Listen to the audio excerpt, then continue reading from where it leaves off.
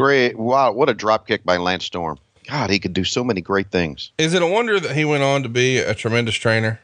Yeah. No surprise there. Meltzer would say Storm is one of the best pure athletes in wrestling and his high spots are great, but going this long showed his weaknesses too much, in particular his chops, which he used a lot to do a chop fest spots with Lynn, are even worse than his punches. He also does missed moves like clotheslines as part of his lengthy high spots that look bad.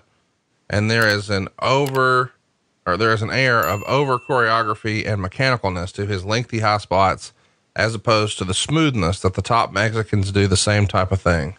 But the actual wrestling was incredible. Wow. He's kind of being hard on him there a little bit. No, he's being very complimentary, but he is being, he's probably giving what he believes to be honest feedback. And I think they've gone on to be really good friends in real life. So no surprise, but fans are chanting here some stuff that I think, even would take you aback. Like at Dawn Marie, she's a crack whore. Really? And, Cyrus would say, no, she's a good girl. And Joey Styles is going to do lots of saline and fake boob references during the show. And that's kind of a very, very inventive chant. She's a crack whore. Yeah, that's pretty cool.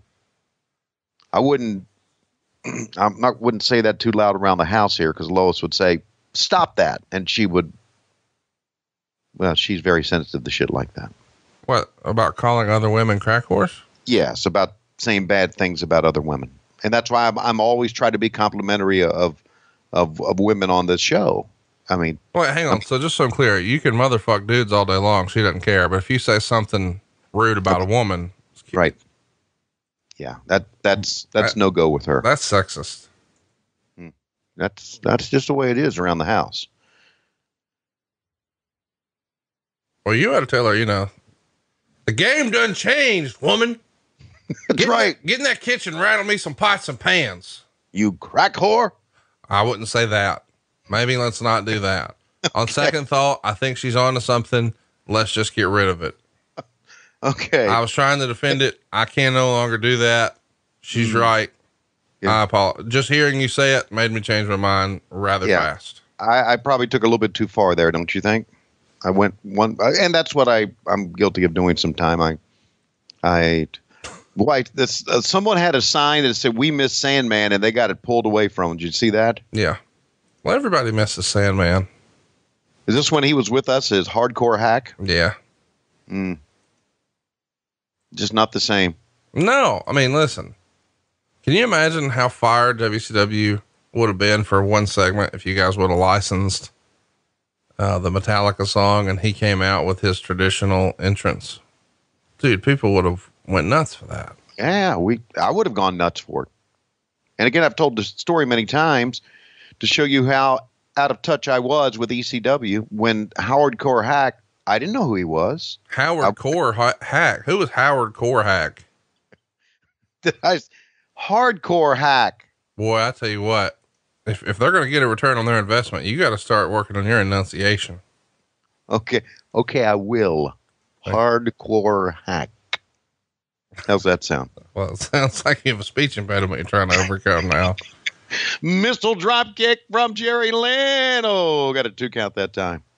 Hey, so Sandman, I do want to mention he gets released in late September. Bill Bush cuts him in a cost cutting measure, so fans are going to get their wish. I think he pops back up in a surprise return, and people just lose their shit during the show. No, not here. Okay, damn. It was I do wish I could show you that with the original sound, because they did one of those deals that was sort of the way they did things in ECW. Whenever there was a surprise or a return, they would just turn off all the lights. And then when the lights turned back on, there was this, everybody was ready, like, oh, something big's going to happen. Mm-hmm. And so they did that with Sandman, but instead of him being in the ring, cause he still has to do his entrance, he was like higher up. And when the lights come back up and the, spotlight hit him, and immediately the music starts, like the camera, the floor, the bleachers, everything starts shaking because people were losing their mind that he's back. Again, that goes back to it's probably an overused term, but I'm going to use it. The creative genius that was Paul Heyman. I mean, he was. No doubt. Still is.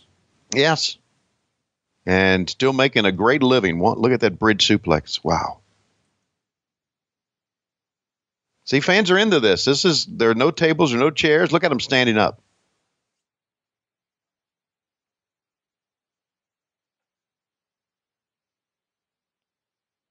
So this is the first match, and they always say, let's start it out hot, man, and they are. How about that super kick?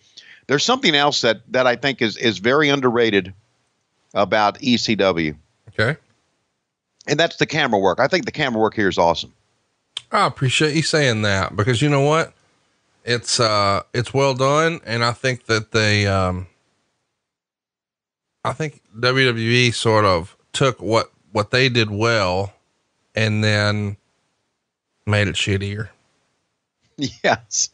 Because like ECW, I think was really some of the first camera work to get the interesting angles and more movement. I feel like before them, wrestling camera work was a lot of times just sort of static. I'm going to take this shot and I'm just going to, it was shot very professionally, but with a very little sort of creative influence. And now, whenever you watch WWE, they want, especially since they went HD, any sort of chance for impact, they do a cutaway to a different view. And as people are like swinging a chair, the cameramen are trained to just follow like every swing. Don't just show you the action, but move your camera with the chair. And, I'm sure a certain segment of fans enjoy it, but I think ECW was just enough of that without it being too much. And I think WWE is probably a little too much right now.